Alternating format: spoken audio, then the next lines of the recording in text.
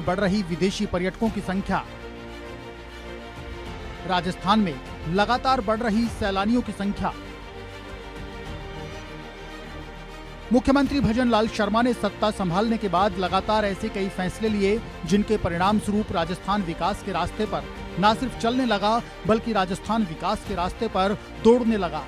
भजन सरकार के विकसित राजस्थान की मंशा से उठाए जा रहे कदमों में एक अहम कदम है राजस्थान में पर्यटन को बढ़ावा देना। मुख्यमंत्री भजनलाल शर्मा के नेतृत्व में प्रदेश की सरकार लगातार काम कर रही है।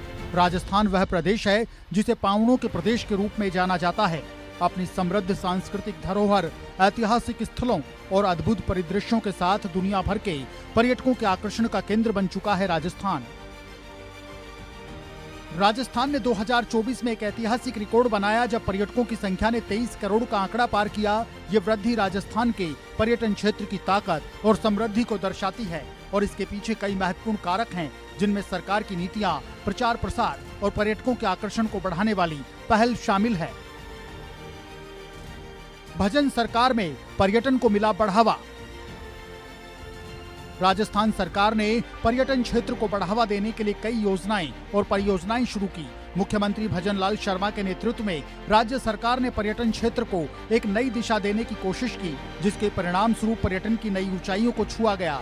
पधारो हमारे देश की प्रसिद्ध थीम के साथ राज्य के पर्यटन को वैश्विक स्तर पर पहचान मिली है। सरकार के विजन के परिणाम स्वरूप राजस्थान ने न केवल घरेलू बल्कि अंतर्राष्ट्रीय पर्यटकों को भी आकर्षित किया है। राजस्थान में लगातार बढ़ रही है पर्यटकों की संख्या। राजस्थान का पर्यटन क्षेत्र लगातार बढ़ता जा रहा है। वर्ष 2022 में 10.87 करोड़ से अधिक सैलानी यहां आए, जबकि 2023 में ये संख्या बढ़कर 18.7 करोड़ हो गई। 2024 में ये आंकड़ा 23 करोड़ 21 लाख से ऊपर पहुंच गया। ये वृद्धि 5.14 करोड़ पर्यटकों की थी, जो पिछले वर्ष की तुलना में 28.44% ज्यादा थी। इस साल 23 करोड़ घरेलू और 20.72 लाख विदेशी पर्यटक आए, जो राज्य के पर्यटन में भारी वृद्धि का संकेत देते हैं। 2022 में 10.87 करोड़ पर्यटक राजस्थान में आए। 2023 में 18.7 करोड़ पर्यटक यहां पर आए। 2024 में 23 करोड़ 21 लाख पर्यटक राजस्थान में आए। राजस्थान में बढ़ रही विदेशी पर्यटकों की संख्या। राजस्थान ने विदेशी पर्यटकों को भी अपने आकर्षण की ओर खींचा है। विदेशी पर्यटकों की संख्या में 21.92% की वृद्धि देखी गई, जो राज्य के पर्यटन में अंतर्राष्ट्रीय पहचान को दर्शाता है। विदेशों में रोड शो और अन्य प्रचार अभियानों ने इस वृद्धि में महत्वपूर्ण योगदान दिया है। ग्रामीण और धार्मिक पर्यटन में विकास। राजस्थान में धार्मिक ग्रामीण पर्यटन को विशेष बढ़ावा दिया गया। राज्य के कई प्रमुख धार्मिक स्थलों ने पर्यटन को आकर्षित किया है, जैसे मेहंदीपुर बालाजी, श्रीनाथ जी, खाटू श्याम जी, अजमेर शरीफ और कई अन्य धार्मिक स्थल। ग्रामीण क्षेत्रों में भी पर्यटकों को राजस्थान के पारंपरिक गांवों, कल्चर और जीवन शैली का अनुभव करने का मौका मिला है।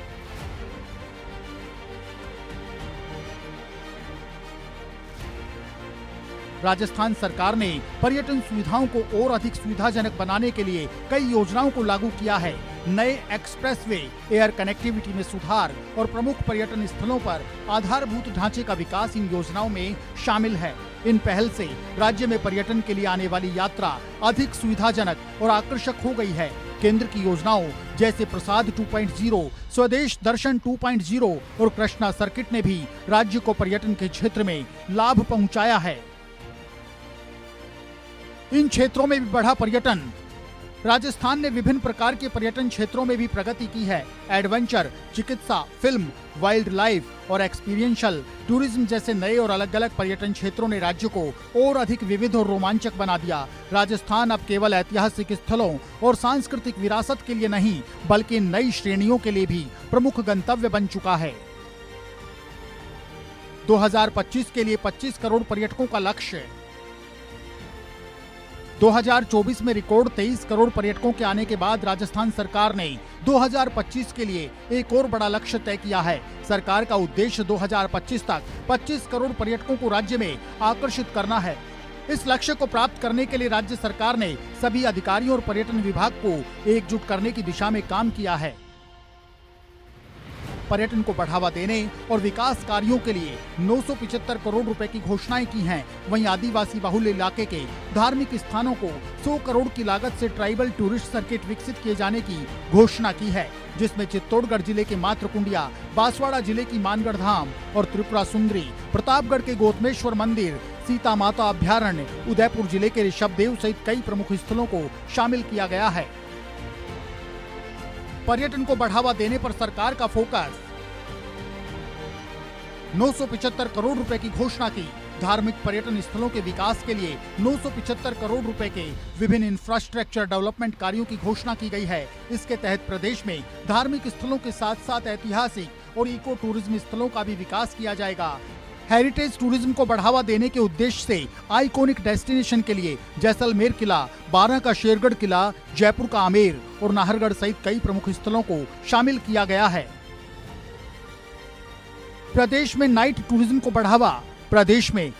टूरिज्म को बढ़ावा देने के लिए जयपुर, उदयपुर, जैसलमेर, भरतपुर, बीकानेर और अलवर के प्रमुख पर्यटन स्थलों और हेरिटेज स्मारकों पर विभिन्न कार्यक्रमों का आयोजन किया जाएगा, जिस पर 100 करोड़ रुपए खर्च किए जाएंगे।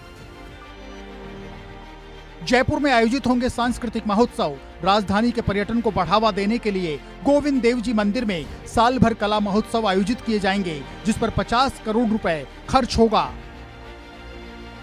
वेडिंग और इवेंट टूरिज्म को बढ़ावा, पर्यटन और कला के क्षेत्र में ट्रैवल मार्ट की अहम भूमिका को देखते हुए जयपुर, जोधपुर और उदयपुर में ट्रैवल मार्ट का आयोजन किया जाएगा और वेडिंग और इवेंट टूरिज्म को बढ़ावा देने के लिए इंफ्रास्ट्रक्चर डेवलपमेंट कामों के लिए 125 करोड़ रुपए खर्च होंगे। साथ ही बीकानेर में लोक गायकों और संगीतकारों के लिए गौरी देवी कला केंद्र की स्थापना होगी और जयपुर अल्बर्ट हॉल म्यूजियम के विकास के लिए 25 करोड़ रुपए खर्च किए जाएंगे।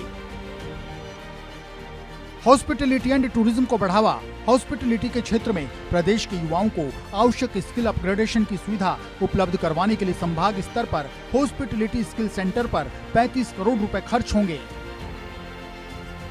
वहीं भजनलाल सरकार ने पर्यटन को बढ़ावा देने के लिए बड़ा कदम उठाया है। प्रदेश के शहरी क्षेत्रों में अधिक से अधिक पर्यटन इकाइयों की स्थापना के लिए उद्यमियों को विभिन्न प्रकार की राहत दी गई है।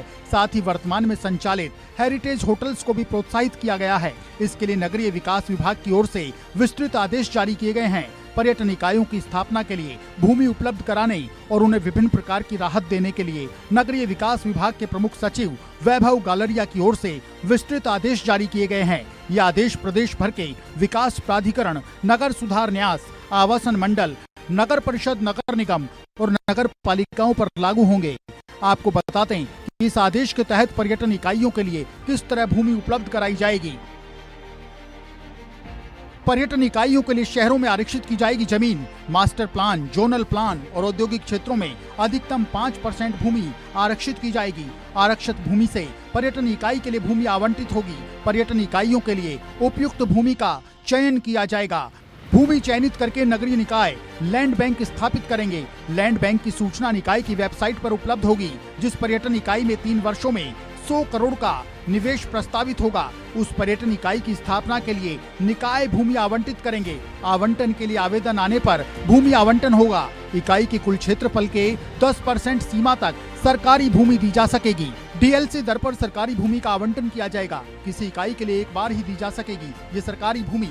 निकाय सुनिश्चित करेंगे कि आवंटित भूमि का उपयोग हो। आवंटित सरकारी भूमि का उपयोग पर्यटन इकाई के लिए ही होगा। पर्यटन इकाइयों का निर्धारित अवधि में निर्माण करना होगा। आवेदन के 60 दिन की अवधि में भवन मानचित्र मंजूर किए जाएंगे। 200 कमरों की पर्यटन इकाई का निर्माण 3